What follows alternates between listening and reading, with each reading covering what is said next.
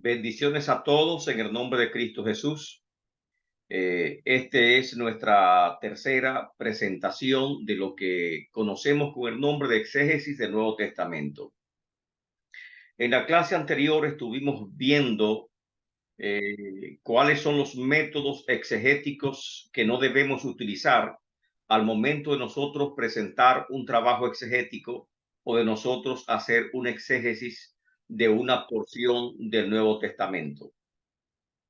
En este caso en particular, quería presentarle en el día de hoy cuáles son los pasos del método gramático histórico, pero en su lugar vamos a hacer una demostración, un ejemplo de una pequeña exégesis, cómo se procede cuando vamos a hacer la exégesis de un pasaje cualquiera de las escrituras.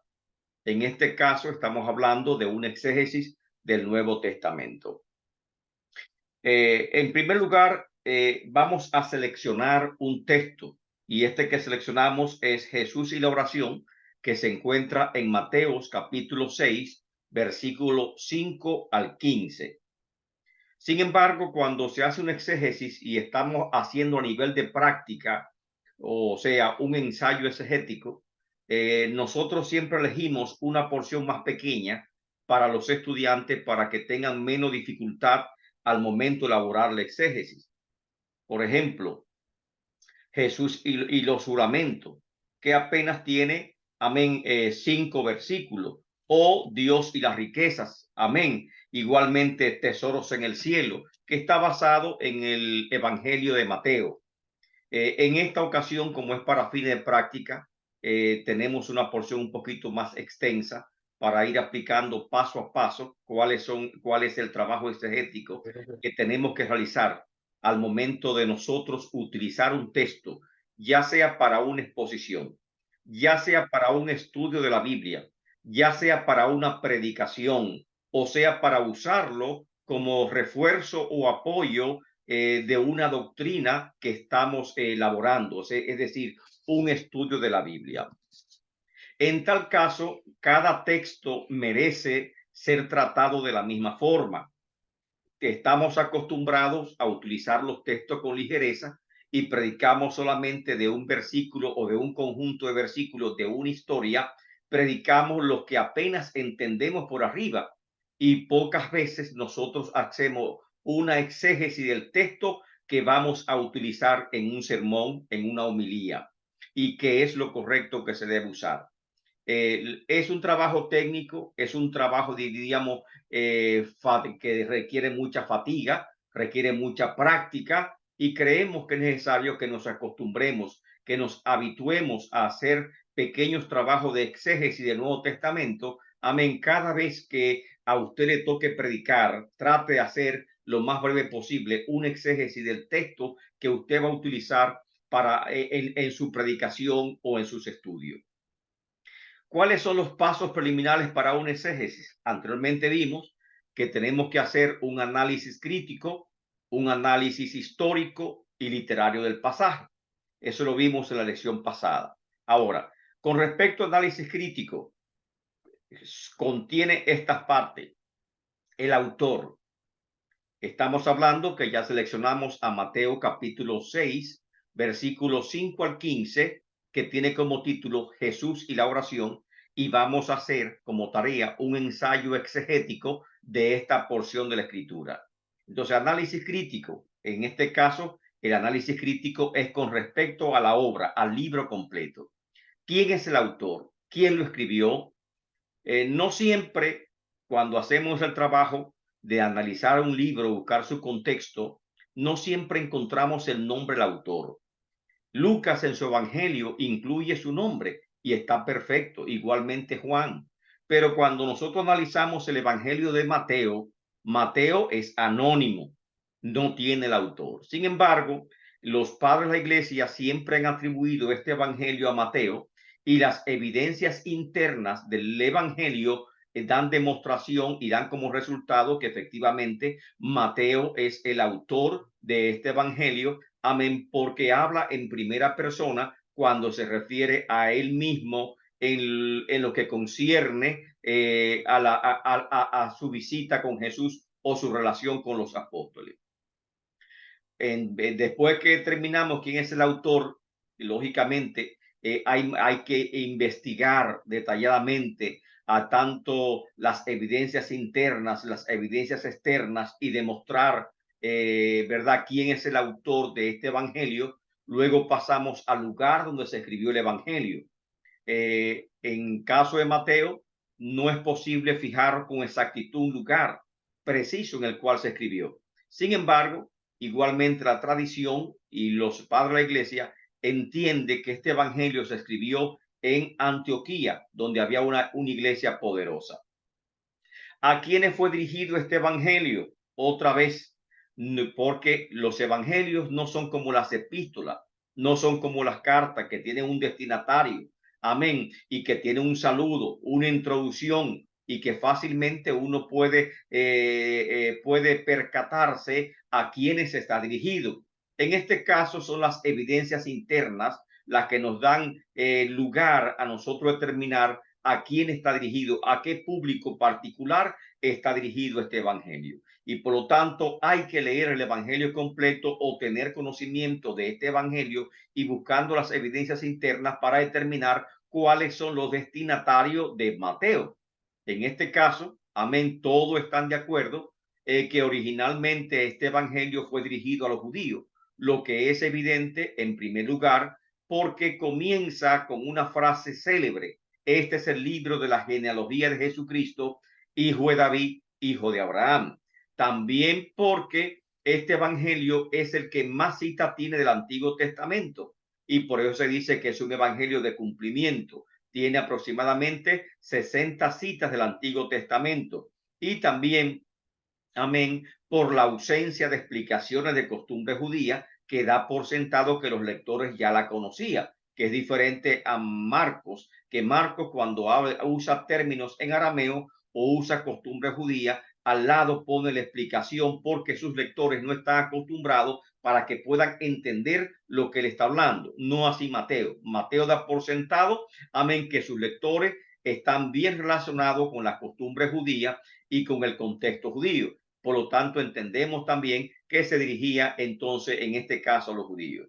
Estas y otras evidencias más, amén, por ejemplo, que siempre resalta el conflicto de Jesús con las sectas que estaban en Jerusalén, con los saduceos, con los fariseos, amén, y esa confrontación, amén, de Jesús con los fariseos, amén, es resaltada en este evangelio, por lo cual los temas judíos son copiosos en este evangelio y por esa razón entendemos que sus destinatarios son creyentes judíos y más sobre todo que entendemos que la iglesia cristiana se estableció primeramente en Jerusalén por el año 30, amén, cuando descendió el Espíritu Santo y que los primeros 5 años de la iglesia estaba compuesta mayormente por judíos, no había un solo gentil en la iglesia, sino que fue después de la muerte de Esteban que la iglesia comenzó a expandirse un poco, pero lógicamente la iglesia de Jerusalén quedó marcadamente con esa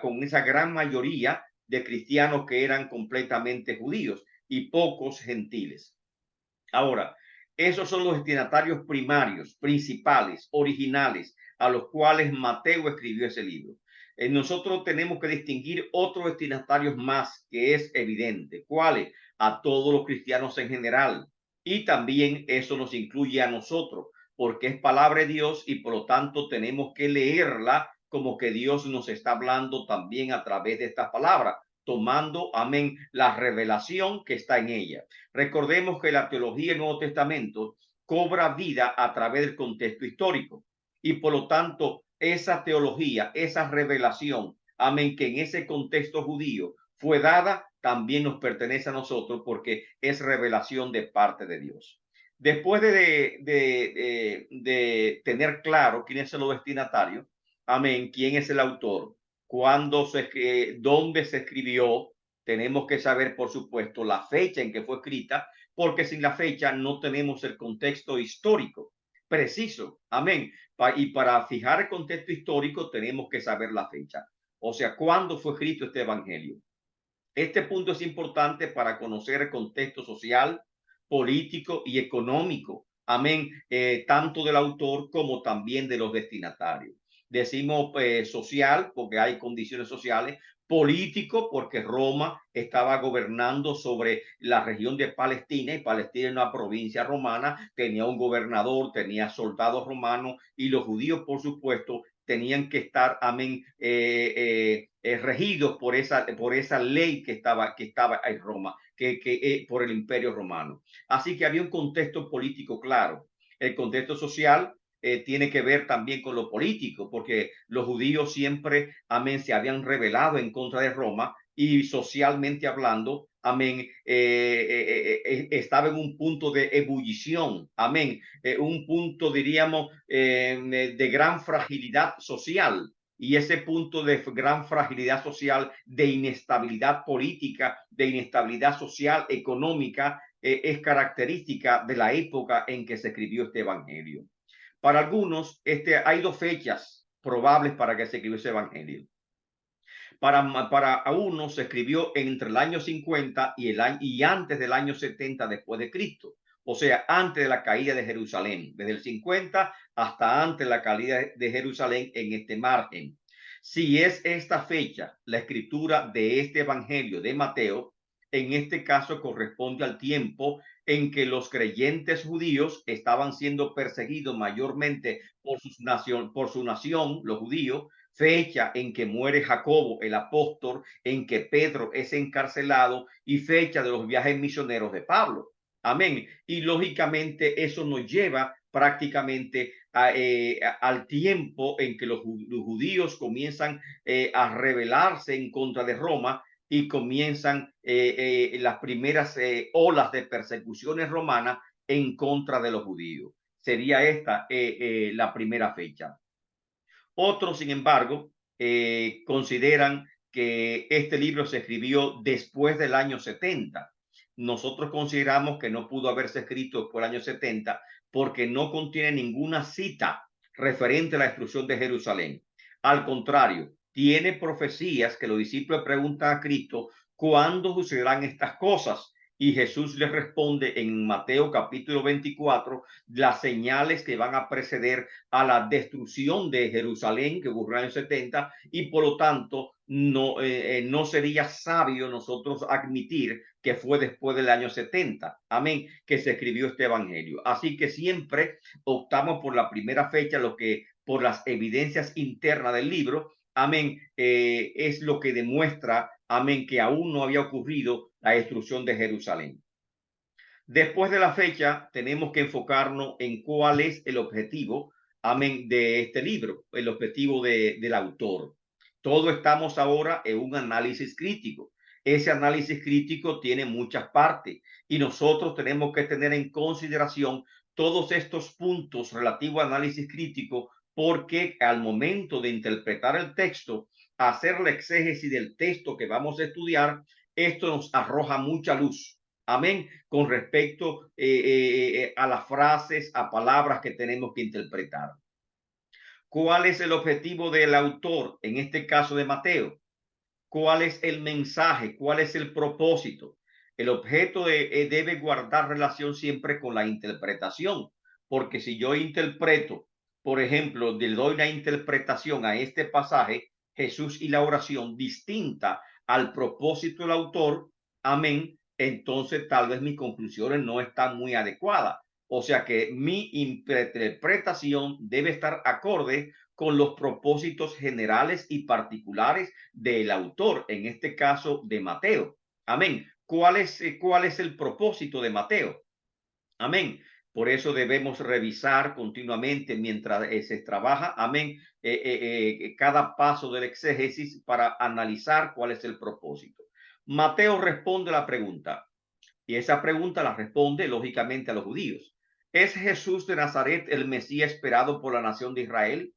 Entonces, por esa razón, él le responde comenzando con la genealogía, amén, demostrando que Jesús de Nazaret era descendiente legítimo de David y por lo tanto también de heredero de su trono, lo cual dio por sentado mediante abundantes citas del Antiguo Testamento unas 60 citas del Antiguo Testamento, demostrándole a los judíos que Jesús de Nazaret era el Cristo. El objetivo del libro es mostrar que Jesús es el Mesías, es el Salvador y el Rey profetizado. Presenta a Jesús como el único que cumple las escrituras del Antiguo Testamento con relación al Mesías. Y por lo tanto, amén, responde finalmente a una última pregunta. Amén, si Jesús de Nazaret es el Cristo que la nación judía estaba esperando, ¿qué debemos hacer ahora los judíos?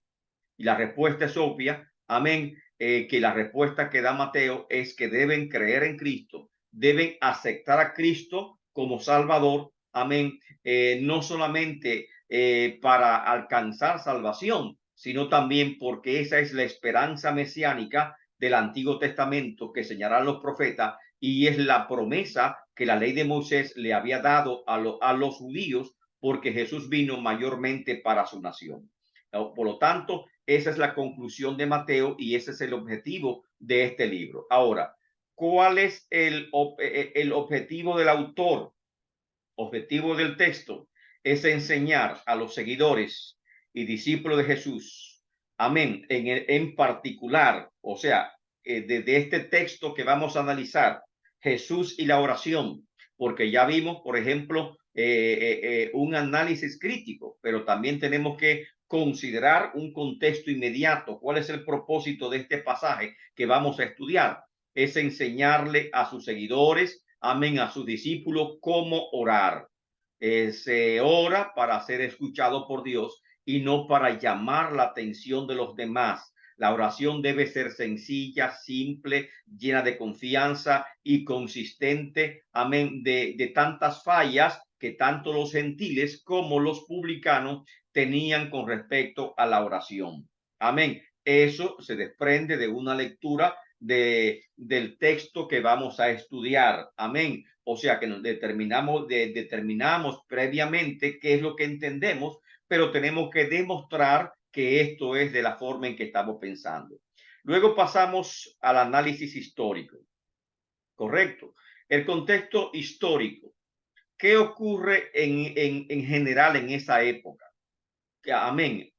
Conocer alguna otra forma de la época. El judaísmo en el tiempo de Jesús estaba dividido en dos grandes grupos, uno compuesto por saduceos y fariseos que siempre estaban en contraste, que enseñaban de las doctrinas fundamentales del judaísmo, y el otro grupo que no aceptaba las enseñanzas de los anteriores como revolucionarios. Amén.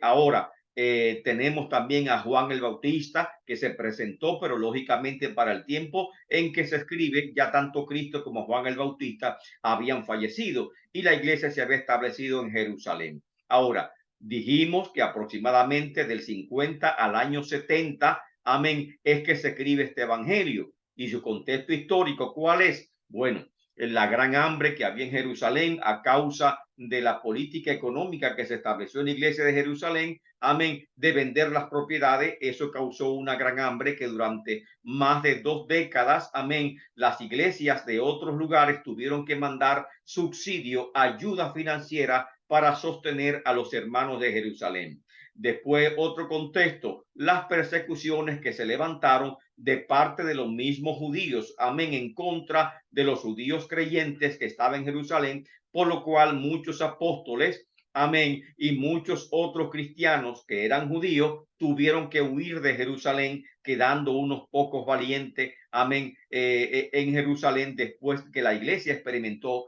un enorme crecimiento tan amplio que amenazó a la comunidad judía en general, especialmente a la gran cantidad de sinagogas que existían en Jerusalén. Investigar cuántas sinagogas había en Jerusalén, investigar las circunstancias, por ejemplo, de la muerte de Esteban, que es el contexto que nos presenta históricamente, y económicamente ya vimos, amén, no estaban bien, habían gran hambre, amén. Además, la economía era afectada por las persecuciones, amén. Y lógicamente todo eso se constituye en la parte histórica, social y política en la fecha en que se escribió este evangelio. Ahora, análisis literarios. a qué género literario pertenece este libro que estamos analizando, esta porción que estamos analizando. Entonces, por eso hablamos de un análisis literario general, que es el libro. ¿A qué documento general pertenece ese texto? Pertenece a las epístolas, a los libros históricos, que en este caso son los Hechos de los Apóstoles, a las profecías, que es Apocalipsis, a los evangelios. Lógicamente pertenece al género de los evangelios, que es un género especial. No son cartas, no son epístolas, no son tratados teológicos, no son profecías, pero sin embargo tienen fragmentos de cada uno de estos elementos. Amén, en particular. O sea que interpretar un evangelio tenemos que admitir que nos vamos a encontrar con muchos tipos de literatura, no solamente un tipo en particular. Por ejemplo, el Evangelio de Mateo contiene narración como si fuese un libro histórico, porque los evangelistas intercalaban narración, pero también tienen parábolas, que es otro tipo de literatura, pero además de parábolas, tiene como narración intercalando con milagros y en Lucas hasta con poesía. O sea, y también lógicamente, además lo intercala con profecías como los discursos, amén, proféticos de Jesús en Mateo 24 y 25. Ahora, el contexto literario es este, que corresponde al género de los evangelios, que es un género especial que hay que saber cómo interpretarlo. Y cuando hablamos de hermenéutica, tenemos que trazar las reglas apropiadas para interpretar cada pasaje en particular de acuerdo al género que presenta el pasaje, no el libro en general, sino el género literario que presenta el pasaje en particular que vamos a estudiar. En este caso, estamos hablando de un discurso. Amén. Y como es un discurso, amén, tenemos que interpretarlo conforme a ese género, el género narrativo. Amén, que corresponde a enseñanza, que corresponde a didáctico, amén, y que se enfoca en este sentido. Ahora, ¿cuál es el contexto literario específico? Amén. O sea, ¿cuál es? Ahora, ¿en qué contexto se está usando este pasaje?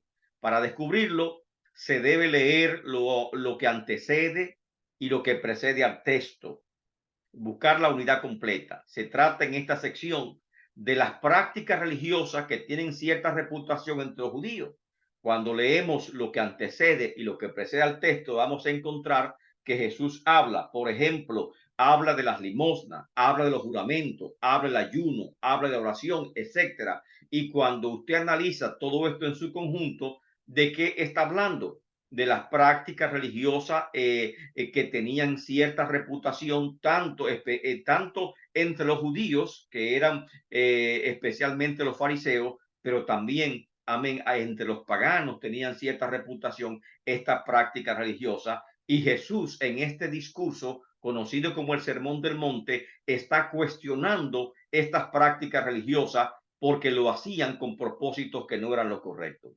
Ahora, el contexto literario un poquito más amplio, ¿dónde se encuentra este texto?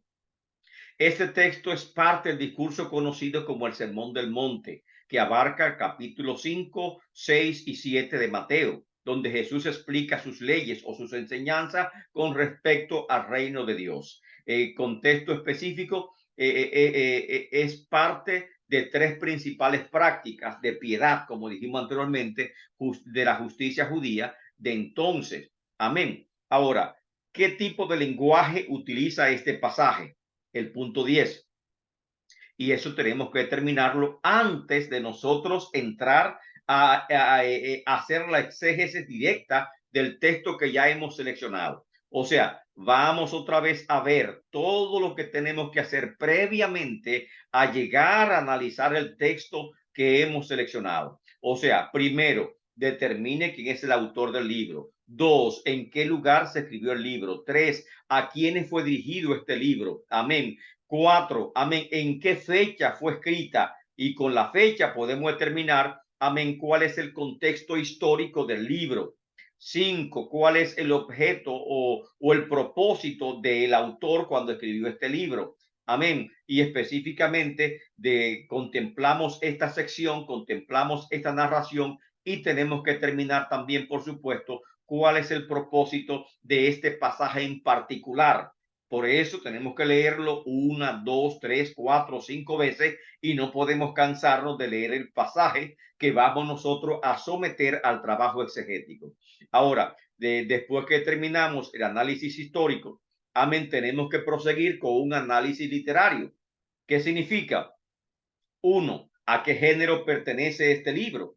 Amén. Entonces, este libro pertenece en este caso al género de los evangelios. Amén. Que es un género muy particular. Dos, amén. ¿Cuál es el contexto literario específico de este pasaje? Entonces, lógicamente, este pasaje, lo que precede y antecede es el discurso de Jesús hablando, amén, de aquellas cosas que estimaba de gran reputación entre los judíos, amén, que tiene de piedad, amén. Y el contexto general de este pasaje, la unidad que está buscando es que este pasaje está en el contexto del Sermón del Monte. Y ahí quedamos en el punto 10, amén, que determinar cuál es el lenguaje, amén, que es sumamente importante porque estamos hablando de un exégesis, amén. Tenemos que rescatar el texto, amén, tenemos que asentar el texto, determinar cuál es el texto correcto.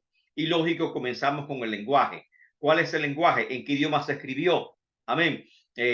Por lo tanto, este material se escribió originalmente en griego, aunque algunos dicen que tal vez se escribió en arameo porque fue dirigido a los judíos. Sin embargo, no hay evidencia de que tal cosa haya ocurrido y por lo tanto tenemos que confirmar que el Evangelio de Mateo originalmente fue escrito en griego, amén, y en las copias más antiguas también están en griego. Por lo tanto, amén, tenemos que buscar, por ejemplo, cuáles son las palabras claves y cómo yo determino cuáles son las palabras claves de este pasaje. Bueno, ahí tengo que tomar, si es posible, usted tiene que hacer una fotocopia o escribirle en una hoja de papel el texto completo para que comience a hacer el trabajo exegético si no quiere llenar su Biblia de muchas rayas, de muchos rayones. Amén. Y porque tiene que analizar el texto. Y en este caso, amén, tiene que comenzar a ver, a contar las palabras que se repiten. Y esas palabras continuamente se repiten en este pasaje, son los énfasis que el autor está dando. Y tenemos que notar, tanto de palabras como también de frases, amén, como de oraciones que se puedan repetir, amén, tenemos que ir analizándolo cuando estudiamos el lenguaje. Amén. Ahora, en este pasaje, particularmente, ¿a qué género pertenece? Ya hablamos que pertenece al género de los discursos, al género de la homilía, porque es un gran discurso de Jesús conocido como el Sermón del Monte. Amén. Y por esa razón, amén, tiene esta característica. Aunque es un discurso, aunque está escrito en forma narrativa, debo analizarlo cuidadosamente de arriba a abajo, porque muchas veces en un discurso, en un pasaje que es evidentemente narrativo, que se supone que es totalmente textual, sin embargo, en ese pasaje puede haber muchas figuras, amén, figuras literarias, y en este caso tengo que definir, amén, que si existen primeramente figuras literarias y después cuáles figuras existen, amén. Y de hecho, Jesús utilizó varias o abundantes figuras literarias en este discurso del Sermón del Monte. Hay que saber ahora si algunas de ellas están colocadas o fueron dichas en el texto que vamos a hacer la exégesis directamente. Y evidentemente parece que sí. Por ejemplo, Jesús habló del pan. Amén. El pan de cada día, dánoslos hoy. Eso era literalmente que estaba hablando del pan o estaba hablando en sentido figurado.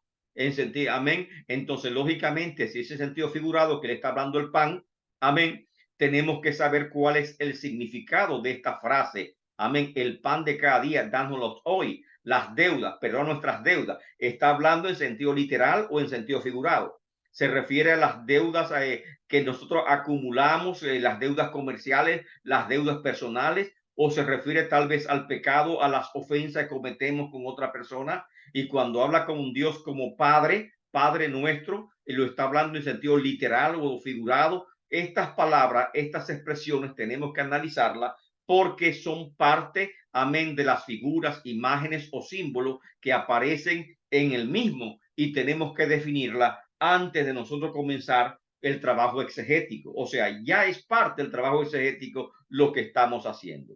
Ahora, le dijimos que el texto debe ser leído una y otra vez. Y siempre existen divisiones naturales del texto. Cuando estamos leyendo, en algunas Biblias, por ejemplo, cuando usted ve un versículo que no está al mismo margen, sino que es movido un poquito más adentro del margen, significa que ahí cambia a otro párrafo y que es la conclusión de un párrafo, porque la Biblia originalmente no fue escrita en versículos y capítulos, sino como un libro, y como un libro tampoco estaba en capítulos, sino que simplemente estaba dividida en párrafos. Y como estaba dividida en párrafos, tenemos que nosotros determinar cuál es el comienzo y el final de cada párrafo y cuál es el último párrafo y el primer párrafo que termina, amén, que da unidad al texto que vamos a estudiar. Y por lo tanto, eso requiere que nosotros estemos leyendo una y otra vez los pasajes que vamos a interpretar. Amén. Entonces, amén, hay divisiones naturales que uno puede ir marcando y por eso se dice que en el paso número 13 tenemos que ver cuál es la estructura del texto. Esto es en una lectura preliminar, determinar el comienzo y el final del texto, procurando conservar su unidad, estudiar su estructura, determinar las secciones naturales, si es que tiene naturales. Y como es un pasaje largo de amén, entonces es lógico que tienes también secciones naturales. Ahí tenemos una gran introducción, amén, que comienza en el versículo 5, que dice: cuando oréis, no seáis como los hipócritas. Y comienza hablando. Entonces ahí está uno. Del versículo 6, mas tú cuando ores, entra en tu aposento y cerrada la puerta. Entonces ya hablando. Verso 7, y orando no uséis vanas repeticiones. Entonces ahí comienza una sección grande del versículo 5, amén, hasta el versículo 8 que termina. En el versículo 9 encontramos el comienzo de otra sección. Vosotros pues oraréis así: Padre nuestro que estás en el cielo, santificado sea tu nombre. Entonces, aún en esa sección que es la principal, donde está la enseñanza del Padre nuestro, puede ser dividida en 7 grandes promesas o 7 grandes divisiones que contiene el Padre nuestro, porque cada uno de esos elementos que se desprende de ahí, amén, son importantes nosotros poder analizarlo de forma independiente. Amén. Y por lo tanto tenemos que buscar cuál es la estructura del texto. Y para eso hay que leerlo una y otra vez, determinando cuáles son sus divisiones naturales del texto. También tiene, por ejemplo, explicaciones o la parte final que habla: porque si vosotros no perdonáis a los que nos ofenden, tampoco vuestro Padre os perdonará, como una especie de conclusión o explicación adicional que el mismo texto ofrece. Por lo tanto, sí tiene secciones naturales y sí puedo hacer un bosquejo o una estructura general de este pasaje antes de comenzar a estudiarlo para tener más claro, amén, los aspectos que debe abarcar el trabajo exegético que voy a realizar en este texto. Amén. Ahora, ya pasé toda la parte preliminar, ahora vamos a interpretar el pasaje. Amén. O sea que mire todos los pasos que estamos dando. Lógicamente, después que usted ha dado los pasos generales con respecto a Mateo, cualquier pasaje que usted analice o haga un exégesis de Mateo, le va a aplicar lógicamente el mismo contexto histórico, el mismo autor y la misma parte preliminar, porque se trata de un análisis hecho a otro pasaje del mismo libro. ¿Qué cambia? Cambia en particular el pasaje que usted está leyendo, el contexto literario general, contexto literario específico o inmediato. Eso cambia porque se trata de un pasaje diferente. Amén. Y lógicamente el análisis del lenguaje tiene que cambiar porque ya es otro pasaje completamente distinto. O sea, hay aspectos que son generales para este evangelio. Amén. Y hay otros aspectos que deben ser particulares para el pasaje que usted va a interpretar. Amén. Ahora, después que ya he cumplido estos requisitos, amén, estos estudios previos, vamos entonces hacer lo que es la interpretación del pasaje. Siempre se ha dicho que cuando tú vas a hacer un exégesis, lo más importante es tú saber hacer las preguntas. Si sabes hacer las preguntas adecuadas, entonces va a tener, amén, lógicamente, un conocimiento bastante amplio o podrás interactuar con el texto adecuadamente. Hay preguntas, amén, que tienen que ver con lo literario. Hay preguntas que tienen que ver con lo crítico. Hay otras preguntas que tienen que ver con el contenido. En este caso, vamos a referirnos a las preguntas que tienen que ver con el contenido. Amén. Esta pregunta que tiene que ver con contenido, nosotros nos estamos relacionando con el texto y ya hemos leído varias veces, amén, este pasaje que vamos a hacer el exégesis en Jesús y la oración. Amén, que va desde Mateo capítulo 6, 5 hasta el versículo 15. Leerlo una y otra vez, descifrar cuál es el contenido del mismo, hacer un bosquejo de su contenido, de su estructura, amén, para comenzar luego a estudiarlo a profundidad. En este caso ya comenzamos a hacer las preguntas específicas. ¿Quién? Lo mismo que hace un reportero. Cuando dan periodismo, por ejemplo, enseñan que debe preguntar quién, cómo, cuándo, dónde, por qué, para qué. O sea, son preguntas de investigación, son preguntas de contenido. Y eso tenemos que nosotros que preguntarnos cuando leemos el texto. Amén. Preguntas generales y preguntas específicas. Amén. Preguntas generales, por ejemplo, ¿cómo debemos orar? ¿Por qué orar? Si Dios sabe que qué cosas tenemos necesidades, incluso antes que la pidamos, ¿por qué vamos a orar? ¿Por qué el énfasis del perdón en los versículos 14 y 15? Si nosotros no perdonamos a que nos ofenden. Amén. De todo lo que se dice en el Padre Nuestro, tenemos que ir preguntándonos. Amén. Haciendo preguntas, que son preguntas generales. Amén. Usted se pregunta, ¿y por qué Padre Nuestro? Amén. Lógicamente, el concepto de Dios como Padre es ajeno a la ideología judía. Entonces están presentando a Dios como Padre y aún eso hay que analizarlo. Luego, que nosotros comenzamos a ver algunos retos de interpretación. ¿Por qué Padre Nuestro, por ejemplo, verdad? ¿Por qué el pan de cada día dándonos hoy? ¿Por qué tenemos que perdonar? ¿Por qué tenemos que orar? Vénganos tu reino. ¿Qué significa esta expresión? Amén. Entonces, esas son preguntas generales de contenido. Ahora tenemos, no vamos a contestarla, simplemente vamos a anotarla para ver si se responden en la medida que comencemos con el trabajo exegético. Entonces ahora comenzamos a ver, después que hemos visto una visión general, amén, ver verso por verso. Y cuando analizamos verso por verso, tenemos ahí es que comienza el trabajo exegético. Nosotros, lógicamente, en este ejemplo estamos haciendo en español.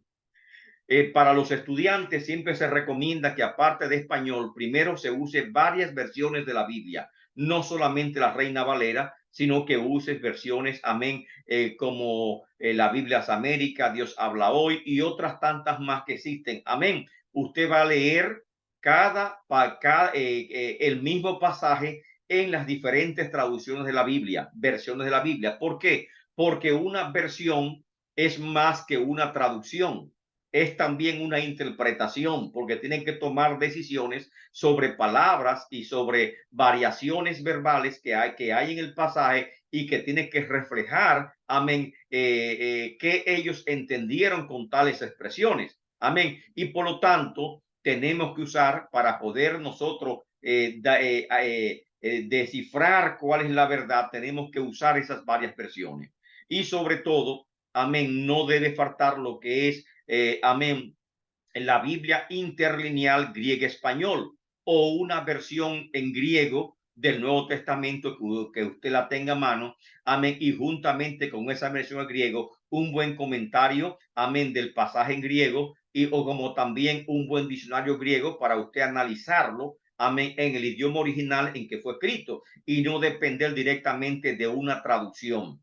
Pero si no tenemos más remedio, amén, tenemos que depender de las traducciones, no se limite a una, use varias traducciones, amén, en forma rápida, hay poco tiempo, por lo tanto tenemos que usar varias traducciones para ir descifrando para ir redescubriendo el texto, para ir definiendo cuál es el texto original, lo más cercano posible al texto que originalmente escribió Mateo.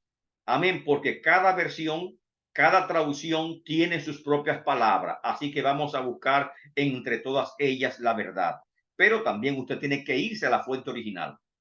En este caso, cómprese y tenga siempre a mano la Biblia interlineal griega-español para que pueda ir traduciendo los pasajes. En el caso, la traducción del Antiguo Testamento es arameo-español. Amén.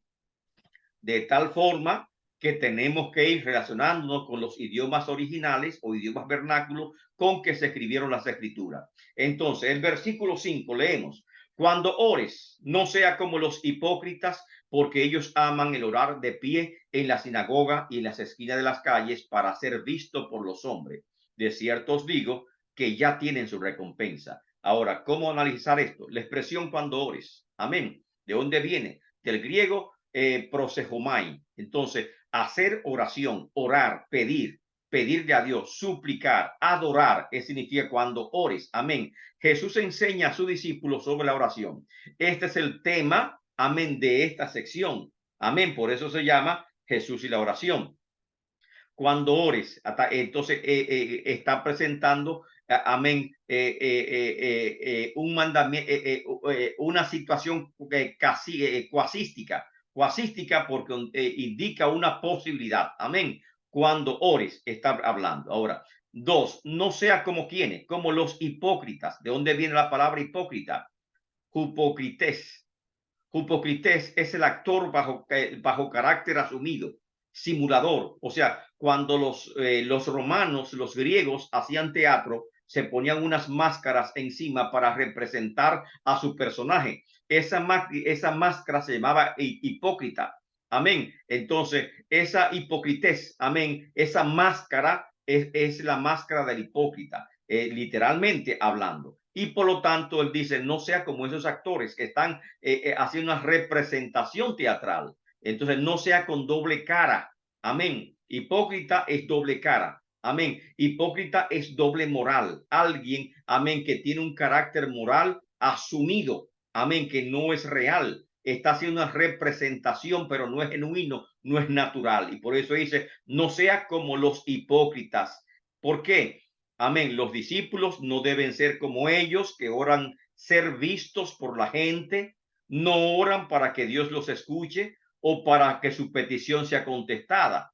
Amén. Oran para ser vistos por la gente. Es el propósito de ellos. La palabra hipócrita tiene su origen en el teatro griego, un personaje que vestía una máscara, pero en el Nuevo Testamento se describe como una persona no regenerada que se engaña a sí mismo.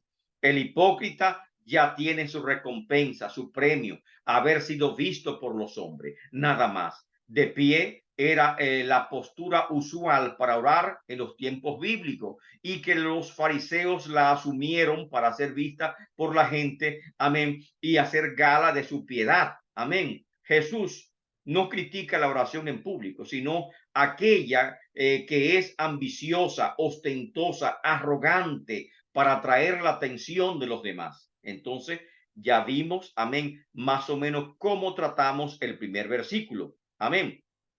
Y pasamos al siguiente versículo, versículo 6.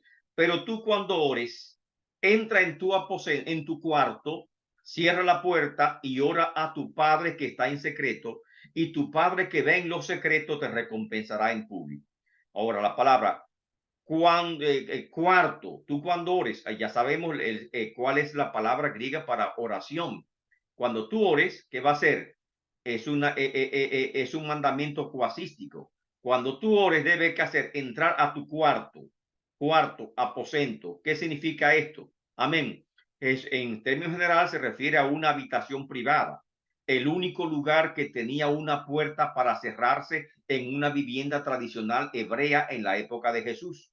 El cuarto viene del griego taimión, que es un depósito, una cámara en el piso bajo o inferior en la casa oriental, generalmente usada como almacén, amén, que daba privacidad. O sea que no es como acá que tenemos habitaciones separadas y cada habitación tiene su puerta. No, es una sola sala, amén, donde está la cocina, donde está todo junto, amén. El baño generalmente también estaba afuera, no estaba dentro de la casa, como ahora tenemos, amén. Las ventanas no eran pequeñas altura que se podían ver, sino tipo tragaluz bien alto, pegada casi al techo, amén. Y generalmente cada casa, amén, tenía otra sala más pequeña en la parte de atrás que se usaba. Esa sala más pequeña se usaba ya sea como taller o ya sea como establo para los animales. Amén. Esa era la disposición o la distribución de una casa normal en el tiempo de Cristo. Sin embargo, dentro de esa sala principal, que era la mayor, había un depósito, había un almacén, que era la única parte que donde había privacidad en la casa. Amén. Entonces Jesús dice, entra a esa parte privada de tu casa, amén, y ora en privado, cierra la puerta detrás de ti. Entonces ahí tenemos ya que tuvimos que analizar el contexto cultural, amén, para comprender más ampliamente este pasaje. Ahora tenemos facilidad de orar en nuestras habitaciones cerrados, pero en el tiempo de Cristo no había tal facilidad. Había que meterse en el depósito, en el almacén, en la despensa, como así decirlo, para poder orar en privado.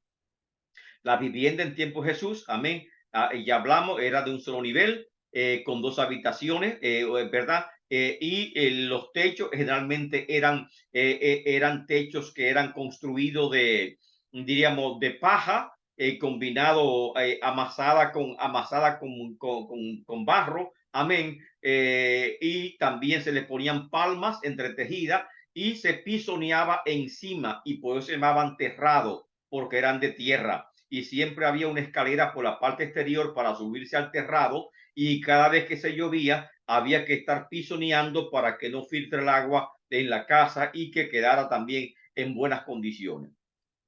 Orar en un lugar privado es la enseñanza de Jesús. Él les habla sobre la oración en secreto, sobre la comunión privada con Dios. También habla, te recompensará en público, porque pues, si tú oras en privado, Dios te va a recompensar. Y aquí hay una palabra clave, recompensar, apoditomi, que significa recompensa, cumplir, dar, resolver. Y Jesús declara el efecto de la oración privada, la cual tiene su recompensa o paga en público, es decir, visible para todas las personas. Será exhibida, publicada, para que todos vean, amén, los resultados, amén, de lo que tú has pedido a Dios o de la bendición de Dios en tu vida. Así pasamos al versículo 7. Amén. Que nos dice, al orar no uséis vanas repeticiones como los gentiles que piensan que por su palabrería serán oídos. En este solo versículo hay muchas palabras que analizar. El vocablo vanas repeticiones, amén, del griego batolegeo, que es tartamudeo, es decir, charlar desidiosamente, hablar demasiado. En otras palabras, es decir lo mismo una y otra vez, hablar mucho, amén, usando palabras vacías que carecen de sentido. Los gentiles, étnicos o étnicos, amén, gentil, y significa pagano, persona no judía. Los paganos usaban largas listas que tenían los nombres de sus dioses con la esperanza de que al repetirla constantemente mencionarían el nombre del dios que podría ayudarlo. Y había incluso quienes pagaban a otras personas para que repitieran constantemente una oración a favor suyo. Entonces, esa era la costumbre de los paganos, que es los gentiles, los étnicos. Amén. Y esto es lo que contrasta. No uséis vanas repeticiones, o sea, vacías, sin sentido, como los gentiles, en este caso los paganos. Amén. Que piensan que por su palabrería, amén, muchas palabras sin sentido serían el oído. Ahora, versículo 8. No os hagáis pues semejantes a ellos, porque vuestro Padre sabe de qué cosa tenéis necesidad antes de que vosotros le pidáis. Entonces continúa, no seamos como los paganos, los étnicos, amén, los gentiles. El Padre, nuestro Padre, ya sabe las cosas que necesitamos mucho antes que Dios las pida. ¿De qué tema está hablando? ¿Hay una enseñanza teológica en este versículo? Sí. ¿Está hablando qué? Amén. Primero, de que Dios es la única fuente fuente de poder que nos provee para todas nuestras necesidades y que tenemos que aprender a confiar necesariamente en Dios. Amén. Es lo que está hablando el versículo, pero también de qué me está hablando el versículo. Amén. De que Dios está atento a los que necesitamos. Amén. Dios es trascendente, es correcto, porque Él es superior a todo lo creado. Los esenios, por ejemplo, creían en un Dios trascendente, pero era tan trascendente que no se inmiscuía y ni se interesaba por lo que el hombre estaba pasando. Pero en este caso, Mateo está presentando que Dios se preocupa y que Dios conoce de primera fuente lo que nos está pasando y sabe las cosas que tenemos necesidad de ellas y que Dios se preocupa por proveer para esas necesidades. O sea, que está hablando que debemos aprender a confiar en Dios. El concepto de un Dios lejano no existe en este texto, sino un Dios que está cerca de aquel que sufre, de un Dios que está cerca de aquel que tiene necesidad. Y por eso dice, no seamos semejantes a ellos que por la palabría. Porque, ¿por qué? Porque Dios, que es nuestro Padre, sabe de qué cosas tenéis necesidad cuando, mucho antes que Él la pida. Por lo tanto, ahí está hablando de otro atributo de Dios que es la omnisciencia. Amén. No podemos ocultarle absolutamente nada a Dios. O sea, ¿qué concepto de Dios nos presenta este simple versículo, el versículo 8? Y pasamos al versículo 9. Vosotros pues, que es un versículo conclusivo, vosotros pues, entonces está concluyendo, oraréis así. Y en el verso 9 comienza otra sección. En esta sección está dando un modelo de cómo podemos orar. No está diciendo en ningún momento que tenemos que repetir estas palabras del Padre Nuestro una y otra vez, porque precisamente eso es lo que dijo anteriormente. No repitamos constantemente la misma palabra, porque piensa que por nuestra palabrería seremos escuchados. Y lamentablemente muchos han tomado mal este texto, y porque la palabra así no significa orar siempre con esta misma palabra, de esta misma forma. Simplemente es un modelo. Amén. Tenemos que ser espontáneos cuando oramos al Padre. Tenemos que reconocer su soberanía, su santidad, su poder. Tenemos que adorar, alabar, honrar su nombre. Amén. Amén. Y no ser simplemente, amén, como los paganos o como los religiosos, amén, que creen, amén, en un Dios lejano, que hay que repetirle constantemente las cosas, amén, o que hay cierto poder mágico en las palabras que estamos mencionando. Y que si yo repito, amén, constantemente esta oración, ese poder mágico va a descender del cielo de los dioses y vendrá a mí. No hay ningún poder mágico en la oración. El único poder mágico que hay en la oración es que tú sabes a quién le está hablando. Y ese Dios a quien tú le estás hablando te va a responder a ti de manera personal y va a contestar lo que a ti te hace falta. Así que este es simplemente un modelo, no es una oración para que la repitamos como un rezo. Amén. Y haga la diferencia entre lo que es rezar y lo que es orar. Amén.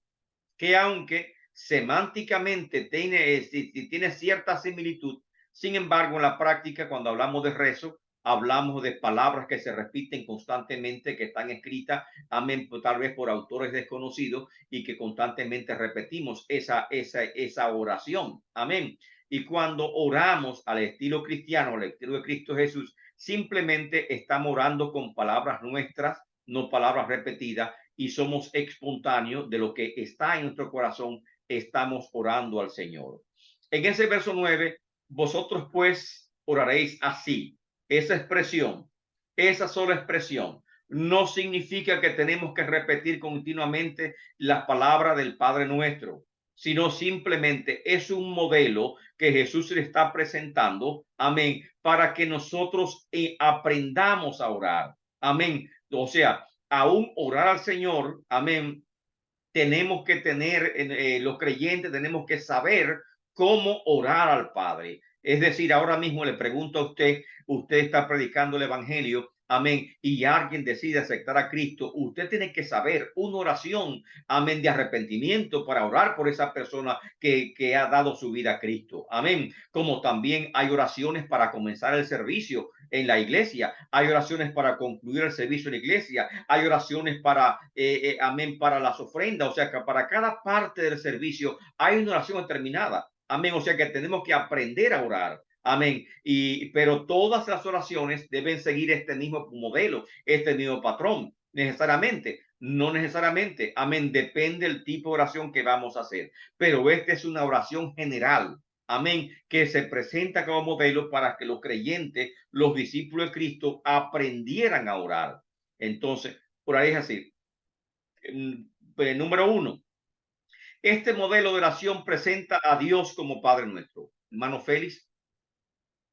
Sí, maestro, disculpe que lo interrumpa, pero es una pregunta que muchas personas he visto que la hacen, y es que el Padre Nuestro, o recitar, decir, orar el Padre Nuestro para iniciar cada vez que se ore, no podría ser considerado también como una vana repetición, sin faltar el respeto a la oración y a la palabra de Dios, pero Correcto, recitar correcto. muchas veces lo mismo, el mismo Padre Nuestro, sin más allá una oración espontánea, ¿verdad?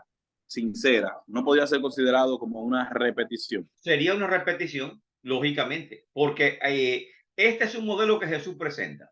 Pero también tenemos en la Biblia oraciones que han hecho oraciones que han hecho los apóstoles, oraciones de Cristo. Cuando Cristo oró, por ejemplo, eh, por, por Lázaro, que estaba muerto, ¿comenzó con el Padre Nuestro? No.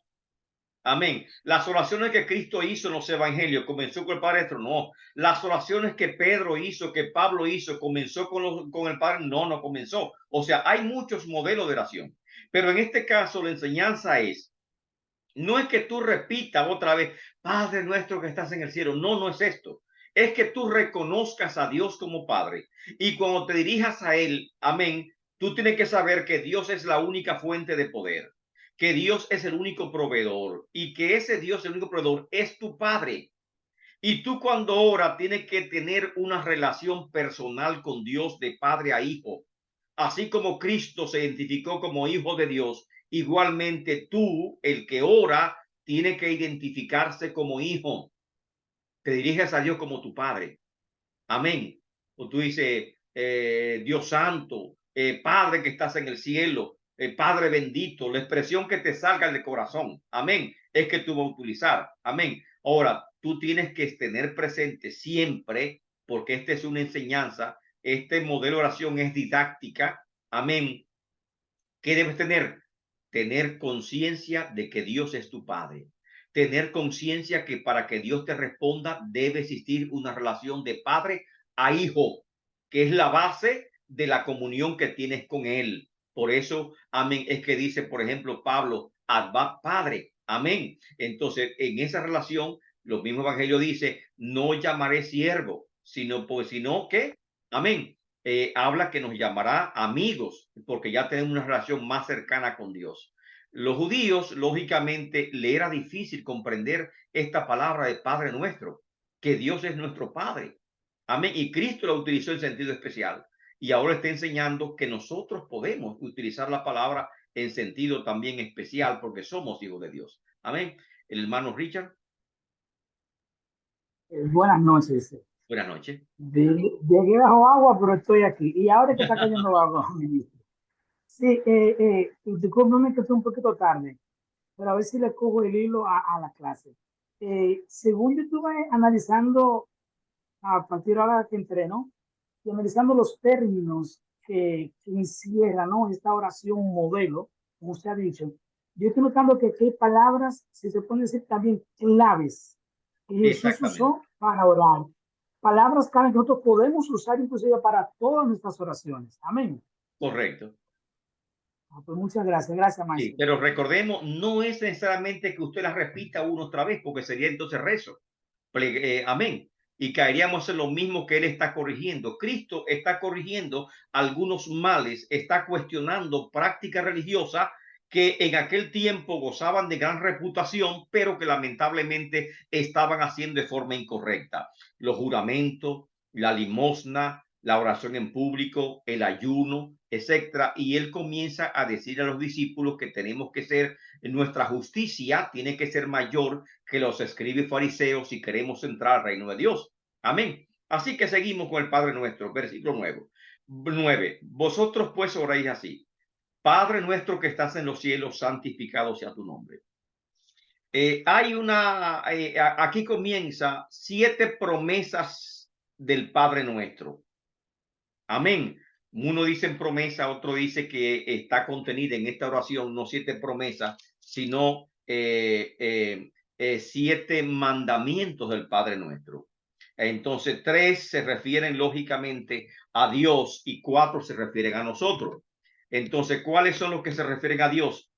1, santificar tu nombre. Eso es lo que cuando nos comprometemos cada vez que decimos del Padre Nuestro, ¿a qué? O sea, resalta los deberes cristianos del creyente. 1, santificar tu nombre. Entonces habla de tu nombre, tu reino y tu voluntad. O sea, las 3 primeras frases o oraciones del Padre Nuestro están enfocando en tu nombre, tu reino y tu voluntad. Fíjese cuál es el énfasis que tienen estos versículos. La siguiente comienzan a enfocarse. Número 4, el pan diario de cada día. La número 5, nuestros pecados. Número 6, no nos deje caer en tentaciones. Y número 7, el mal. Líbranos del mal. Entonces, ahí hay 7 promesas de Dios y 7 compromisos que el creyente tiene con Dios, que comenzamos con el Padre Nuestro. Entonces, ¿qué comienza? Amén. Ya vimos que el versículo 9 se refiere a la imagen de Dios como Padre. Entonces, la primera promesa o bendición, venga tu reino, se enfoca en el reino de Dios. Del griego basileia, reino, gobierno, se refiere al establecimiento del gobierno de Dios en la tierra. Pero hay 2 reinos. Hay un reino presente y un reino futuro, escatológico. El reino presente se refiere al contexto de la iglesia, que en Mateo capítulo 13 comienza a hablar de las parábolas. El reino de los cielos es semejante a, y es una expresión, otra expresión. El evangelio de Mateo siempre habla del reino de los cielos, mientras que los demás evangelios hablan del reino de Dios. ¿Por qué? Porque los judíos no quieren mencionar la palabra Dios porque es tan santa, amén, que entienden que falta el respeto a Dios y le menten por su nombre. Y por lo tanto ellos dicen, he pecado contra el cielo. Amén. Entonces hablan del reino de los cielos porque no quieren referirse directamente al Padre. Y Mateo, siendo respetuoso con la costumbre judía, le respeta este criterio. Amén. Venga tu reino, que es la primera bendición. Reino, basileia, reino, gobierno. Amén. Ahora, ¿cuál es el reino que nosotros esperamos venir, que venga? ¿O vamos a esperarlo con las manos cruzadas? ¿O tenemos nosotros que establecer el reino de Dios en la tierra? Venga tu reino. Amén. Así en el cielo como en la tierra. Entonces, lógicamente que habla de la tierra, el tiempo presente. Está hablando de una esperanza escatológica. Sí, está hablando de esperanza escatológica. Pero está hablando también de una realidad presente. Sí, también habla de una realidad presente. Tenemos que vivir en la esfera del reino de Dios, en la esfera de la fe, en la esfera de lo sobrenatural, en la esfera, amén, de que con Dios todo es posible. Y cuando nosotros creemos en Dios, confiamos en Dios, estamos en ese reino. Por eso Cristo dijo, mi reino no es de este mundo, pero estaba ahí, amén, el reino de Dios. Venga tu reino, el concepto de reino, amén, los 2 aspectos del reino, amén. Y por lo tanto, seguimos con el versículo 11, que es la segunda promesa, segunda bendición. El pan nuestro de cada día, dánoslos hoy. ¿Acaso esto es literal?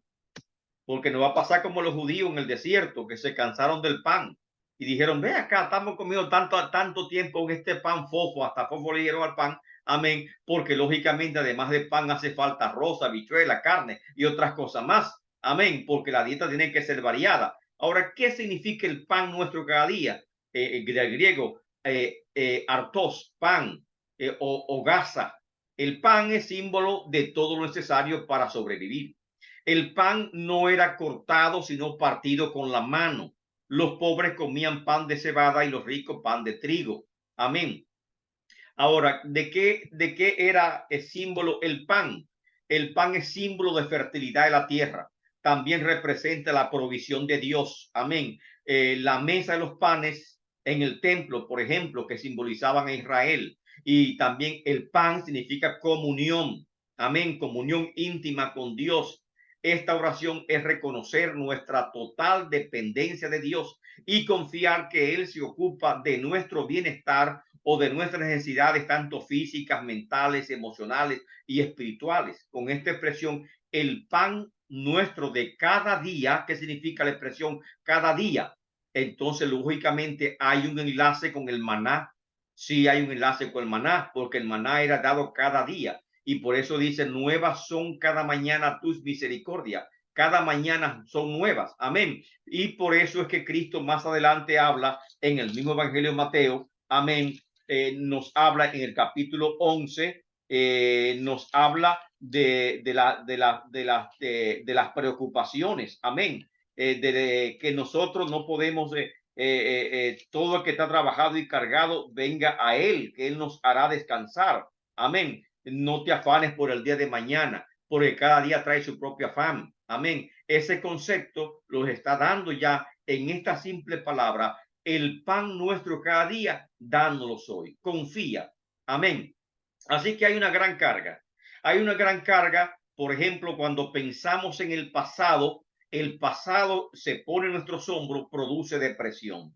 Cuando pensamos en el presente, amén, el presente, amén, produce preocupación. Y cuando pensamos en el futuro genera en nosotros ansiedad. Amén. Y esas cosas tenemos que dejarlas atrás y seguir adelante. ¿Por qué? Porque Dios es la fuente de toda, que suple toda nuestra necesidad. Y confiamos en Él de que va a suplir el pan de cada día.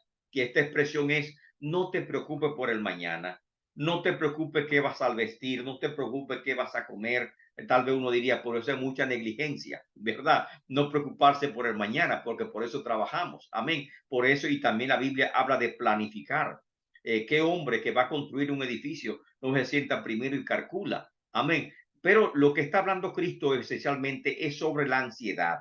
Amén. Que pongamos, depositemos toda nuestra ansiedad en Dios y que no estemos ansiosos, que aprendamos a confiar en Dios. Amén. Por más que nos afanemos, no vamos a proveer para todo lo que nos va a hacer falta en el futuro. Las preocupaciones no sirven para nada. Amén. No resuelve ningún problema. Tenemos que aprender, lógicamente, a trabajar, a hacer lo que está a nuestra mano, no ser perezoso, pero sobre todo a confiar en el Señor. Versículo 12. Perdona nuestras deudas como también nosotros perdonamos a nuestros deudores. La palabra perdonar, afiemi, perdonar, remitir, dejar ir, pasar por alto. Eso es difícil, dejar ir en ofensa. Amén. Dejar ir a alguien que te ha herido, olvidarlo, pasarlo por alto, es difícil, pero mire lo que significa perdonar. Tiene un significado bien profundo en el original griego. Ahora, ¿qué vas a perdonar? De las deudas o feilema, amén, deuda, algo que se debe. Metafóricamente, lógicamente se está hablando, se refiere a los pecados, a las ofensas que tú has sufrido o que te han hecho a ti. Amén. Esas ofensas tú tienes que dejarla pasar, dejarla por alto, de perdonarla completamente. Pedir perdón a Dios cuando fallamos y perdonar a los que pecaron contra nosotros es hacer la voluntad de Dios. Perdonar es necesario si queremos ser perdonados. Por eso es que es tan enfático este versículo 12. Perdónanos, efiemi, perdona nuestras deudas, efeilema, amén, así como también nosotros perdonamos a nuestros deudores. O sea que si tú no perdonas, entonces no serás perdonado. El versículo 13, no nos metas en tentación, sino líbranos del mal, porque tuyo es el reino, el poder y la gloria por los siglos de los siglos. Amén. Y esta es la última bendición del Padre nuestro. Recuérdese que en total son 7 promesas o 7 bendiciones del Padre Nuestra. Las primeras 13 se refieren a Dios, tu nombre, tu reino, tu voluntad. Y las últimas 3 a nosotros, nuestro pan, nuestros pecados, amén, nuestras tentaciones, y también que nos libre del maligno, o que nos libres del mal. Y esta es la última bendición que nos encuentra ahí. No nos mete tentación. No nos mete tentación. La palabra griega tentación es peirosmos. Peirosmos es poner a prueba, disciplinar, permitir la adversidad. Presenta la petición a Dios para que nos libre de la tentación, de los peligros del pecado, que pone en riesgo nuestras vidas, nuestra relación con Dios. El Nuevo Testamento declara que Dios no nos deja ser, no nos dejará ser tentado más allá de lo que podemos soportar. En 1 Corintios 10:13 también enseña que la tentación no viene de parte de Dios. Santiago 1:12-14, porque Dios no es tentado por el mal, ni tampoco tienta a nadie. Por lo tanto, tenemos que ser congruentes con la enseñanza bíblica general y pensar la expresión no nos mete en tentación es que nos libre, amén, de la tentación. Es como una petición. No nos dejes caer en tentación. Amén. Por eso es que tenemos que recurrir a varias versiones, a varias traducciones de la Biblia para buscar la traducción más correcta, amén, que se acerque a la idea principal del texto que estamos analizando. Amén. Y gramaticalmente está correcto. Si no, líbranos del mal. No es Dios que nos va a meter. Amén. Está hablando de la voluntad permisiva de Él. Amén. Sino que no nos dejes, caigamos en tentación. Caemos en tentación, como Santiago dice, cuando somos atraídos y seducidos por el mal. Y por lo tanto, te estamos pidiendo fortaleza para no caer en tentación. Jesús dijo en ocasión que tenemos que orar y velar. ¿Para qué? Para que no entremos en tentación. Y también, también se ha expresado, amén, que tenemos que resistir a Satanás y él huirá de nosotros. Amén. Librarnos del mal del griego es poneros, mal, que se traduce también como maligno o mal o maldad como carácter esencial. Esto es reconocer nuestra total dependencia del Señor para ser preservados de la maldad, de las tentaciones del maligno. La petición para ser guardado del pecado y de Satanás por el poder de Dios. Y eso es lo que representa este último versículo. El versículo 14, amén, se desprende del anterior. Por tanto, si perdonáis a los hombres sus ofensas, os perdonará también vuestro Padre Celestial. Y esto responde a la pregunta, ¿por qué tenemos que perdonar a los que nos ofenden? ¿Cuál es la importancia del perdón cristiano? Y ahí responde esa pregunta. Versículo 15. Pero si no perdonáis sus ofensas a los hombres, tampoco vuestro Padre os perdonará a vosotros. Y con ese versículo se completa la idea y se termina lo que es este análisis del pasaje. Para esto tenemos que recurrir, amén. Lógicamente puede ser mucho más extenso, amén. Podemos buscar más palabras que estén relacionadas, amén, que tengan significado y explicarla. Amén, pero queríamos ser breves para simplemente darle un ejemplo. Amén. Y usted utilizando una Biblia, amén, diríamos Biblia griego-español, interlineal griego-español, puede hacer una exégesis muy avanzada, amén, aunque no sea la más ideal de todas, pero muy avanzada de cualquier texto bíblico y así determinar la verdad. Después que usted hace ese análisis y lo escribe, tiene que hacer un resumen. ¿Cuál es el resumen?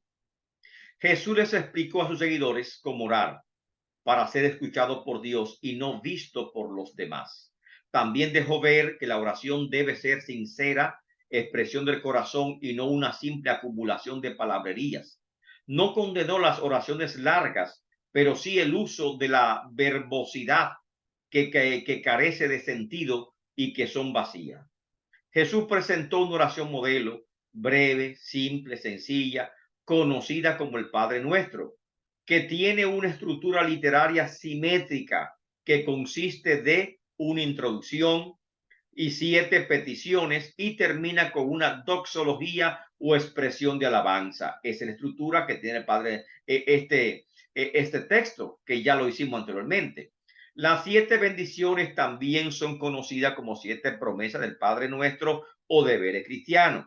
Las 3 primeras se relacionan con nuestros deberes hacia Dios: santificar tu nombre, desear o trabajar por la llegada o el establecimiento de tu reino aquí en la tierra, hacer tu voluntad, a lo cual debe ser nuestro propósito principal.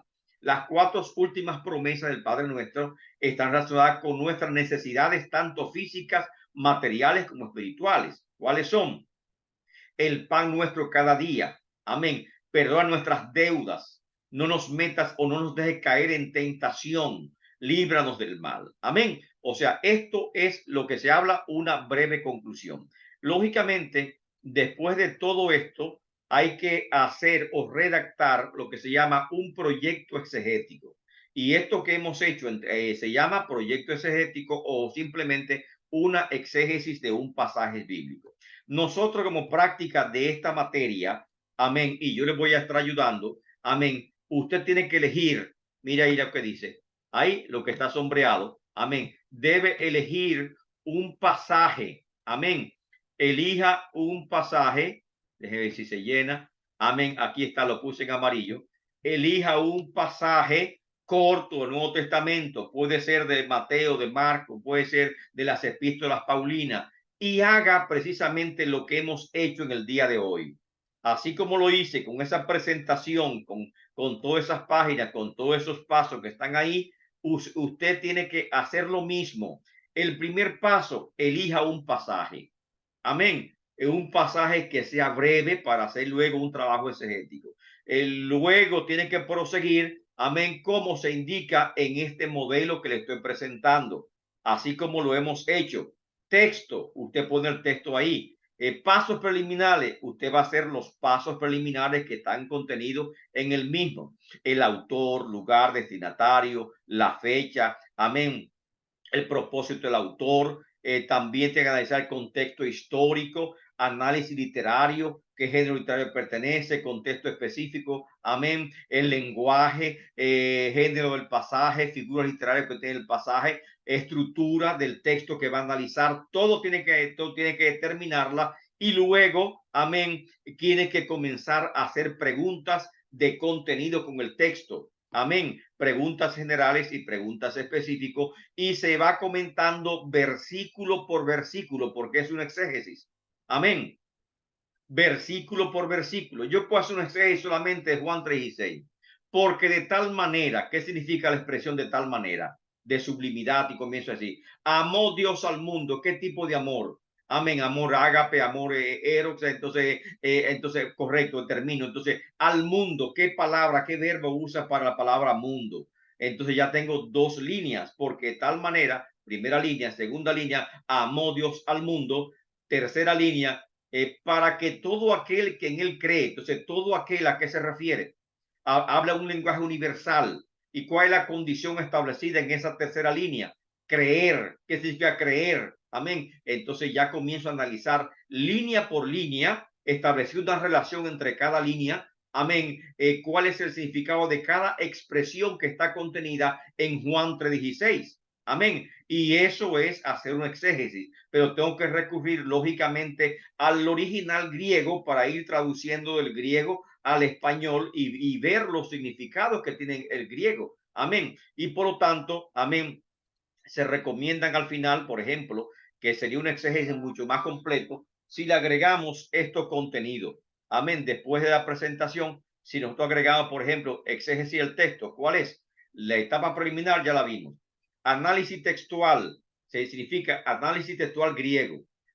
Consultar revisiones y traducciones en español. Consultar comentarios exegéticos en griego y español. Y luego la exégesis, una exégesis léxica, o sea, traduciendo palabra por palabra, frase por frase, oración por oración del griego, amén, una exégesis sintética, cómo se unen cada elemento de la oración, y luego hacer el resumen e interpretación del texto. Esto sería, mis amados, lo que sería hacer una exégesis del texto. Amén. Por lo tanto, le pido a todos, amén, que comencemos a trabajar en este exégesis y para ayudarlo, vayan presentándome en cuál es el texto que usted va a elegir. amén, para hacer este ejemplo de exégesis del Nuevo Testamento. Dios le bendiga, Dios le guarde. Nos veremos el próximo jueves, Dios mediante, a esta misma hora. Bendiciones a todos.